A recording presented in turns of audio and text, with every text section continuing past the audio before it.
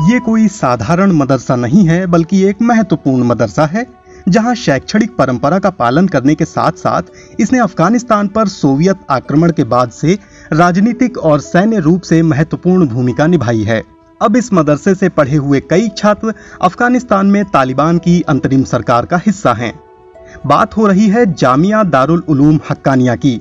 इसके बारे में कहा जाता है कि ये तालिबान की एक ऐसी यूनिवर्सिटी है जहां से पढ़ने वाले छात्र पाकिस्तान और अफगानिस्तान में धार्मिक, राजनीतिक और सैन्य आंदोलनों में सक्रिय रहे हैं।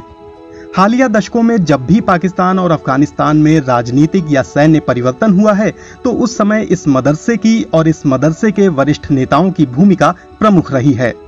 हाल के दिनों में जिस तेजी से तालिबान ने अफगानिस्तान में काबुल पर कब्जा किया है और अब एक अंतरिम सरकार का ऐलान किया है, तो जामिया दारुल उलूम हक्कानिया अकोड़ा खटक का नाम एक बार फिर सामने आया है। इन तालिबान नेताओं में मुल्ला अब्दुल लतीफ मंसूर भी शामिल हैं, जो ज्यादातर पाकिस्तान में रहे हैं। सूत्रों ने बताया कि मुल्ला अब्दुल लतीफ मंसूर ने दारुल उलूम हक्कानिया से पढ़ाई की है और उन्हें पानी और बिजली विभाग दिया गया है। सूत्रों का कहना है कि मौलाना अब्दुल बाकी भी दारुल उलूम हक्कानिया से पढ़े हैं। उन्हें उच्च शिक्षा मंत्री नियुक्त किया गया है, जबकि नजीबुल्लाह हक्कानी ने भी इसी मदरसे से अपनी पढ़ाई पूरी की है। उन्हें संचार विभाग दिया गया है। इसी तरह मौलाना नूर मोहम्मद साकिब को हज और ज़कात मंत्रालय मिला है और अब्दुल हकीम सहराई ने भी इसी मदरसे से पढ़ाई की है, जिन्हें न्याय मंत्रालय का पोर्टफोलियो दिया गया है। इसके अलावा अफगान तालिबान के प्रवक्ता मोहम्मद नईम भी दारुल उलूम हक्कानिया से पढ़े हुए हैं और उन्होंने इंटरनेशनल इस्लामिक यूनिवर्सिटी इस्लामाबाद से पीएचडी की है। अफगान तालिबान के प्रवक्ता सुहैल शाहीन ने भी इंटरनेशनल इस्लामिक यूनिवर्सिटी इस्लामाबाद में पढ़ाई की है। मोहम्मद नईम और सुहैल शाहीन को कैबिनेट में शामिल नहीं किया गया है। जमीयत उलेमा ए इस्लाम के पूर्व प्रमुख मौलाना समी उल हक की वजह से ये मदरसा और भी ज्यादा मशहूर हुआ है। इसका एक कारण ये भी है कि मौलाना समी उल हक को अंतर्राष्ट्रीय मीडिया में तालिबान का जनक भी कहा जाता है। मौलाना समी उल हक की 2018 में हत्या कर दी गई थी। इस मदरसे की स्थापना उनके पिता शेख उल हदीस मौलाना अब्दुल हक ने पाकिस्तान बनने के एक महीने बाद सितंबर 1947 में की थी। ये मदरसा पेशावर से इस्लामाबाद जाने वाले जीटी रोड पर अकोड़ा खटक में स्थित है। अतीत में अफगानिस्तान से व्यापार और आने जाने के लिए ये एक अहम स्थान रहा है। यही वजह है कि अतीत में भी अफगानिस्तान से बड़ी संख्या में लोग धार्मिक शिक्षा प्राप्त करने के लिए इस मदरसे में आते रहे हैं। ऐसी खबरें हैं कि अफगान तालिबान की अंतरिम कैबिनेट में अब तक 5 से ज्यादा मंत्री और वरिष्ठ अधिकारी ऐसे हैं जिन्होंने जामिया हक्कानिया से पढ़ाई की है।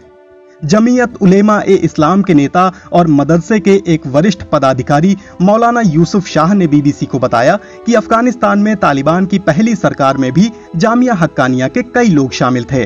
फिलहाल उनके पास स्पष्ट आंकड़े नहीं हैं कि अंतरिम कैबिनेट में कितने ऐसे मंत्री और वरिष्ठ अधिकारी हैं जो जामिया हक्कानिया से पढ़े हुए हैं। मौलाना यूसुफ शाह के अनुसार इस मदरसे में पूर्व अफगान नेता मौलाना जलालुद्दीन हक्कानी, मौलाना यूनुस खालिस, मौलाना मोहम्मद नबी मोहम्मदी और अन्य ने शिक्षा प्राप्त की है और ये वही नेता हैं जिन्होंने सोवियत संघ को हराया था। उन्होंने कहा कि इन अफगान नेताओं के बाद उनके बच्चे, नाती पोते भी यहीं शिक्षा हासिल करते रहे हैं और अब वो विभिन्न पदों पर हैं। उन्होंने कहा कि केवल अफगानिस्तान में ही नहीं बल्कि पाकिस्तान में भी उनके मदरसे से पढ़े हुए लोग विभिन्न क्षेत्रों में काम कर रहे हैं। संसद में भी राजनीतिक और धार्मिक नेताओं में उनके मदरसे के छात्र शामिल हैं। जब अमेरिका ने अफगानिस्तान पर हमला किया तो उस समय पाकिस्तान के विभिन्न शहरों में विरोध प्रदर्शन किए गए। उनमें अन्य राजनीतिक दलों के अलावा मौलाना समी उल हक की पार्टी और उनके मदरसे ने भी आवाज उठाई। इसके अलावा जब पाकिस्तान के कबायली इलाकों में उग्रवाद बढ़ा तो उस समय सरकार ने क्षेत्र में शांति बहाल करने और हिंसा को रोकने के लिए मौलाना समी उल हक की मदद मांगी थी।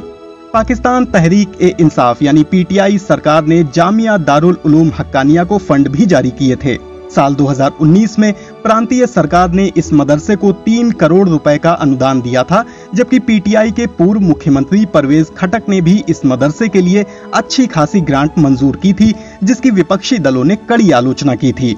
उस समय पाकिस्तान मुस्लिम लीग नवाज के नेता परवेज रशीद ने सवाल किया था कि जिस मदरसे से संबंध रखने वालों ने पूर्व प्रधानमंत्री बेनजीर भुट्टो की हत्या में भूमिका निभाई थी, उन्हें ये इनाम क्यों दिया जा रहा है।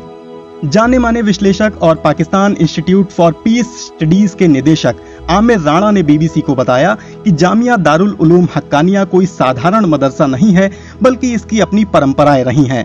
शैक्षणिक परंपरा के अलावा इस मदरसे की उग्रवाद और धार्मिक राजनीतिक आंदोलनों को बढ़ावा देने में भी अहम भूमिका रही है। उन्होंने कहा कि पाकिस्तान में अन्य मदरसे भी शैक्षणिक परंपरा के अलावा धार्मिक राजनीति और उग्रवाद में भूमिका निभाते रहे हैं, उनमें जामिया हक्कानिया भी शामिल है।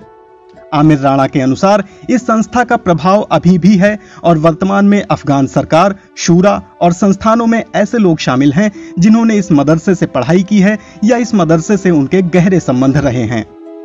उन्होंने कहा कि जामिया हक्कानिया पाकिस्तान के संस्थानों के लिए भी बहुत अहम है, क्योंकि इसे एक प्रभावी चैनल के तौर पर इस्तेमाल किया जा सकता है, जिससे नीतियों को लागू कराने में आसानी होती है, क्योंकि जामिया हक्कानिया की ऐसी परंपराएं रही हैं जिसके जरिए समय समय पर इस चैनल को इस्तेमाल किया गया है।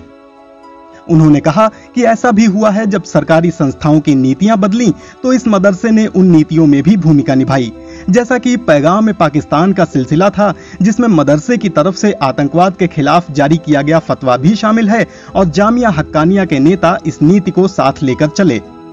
उन्होंने कहा कि राज्य के साथ इस संस्था का किसी भी तरह का कोई टकराव सामने नहीं आया, लेकिन कुछ मौकों पर मदरसे की तरफ से मतभेद जरूर सामने आए हैं।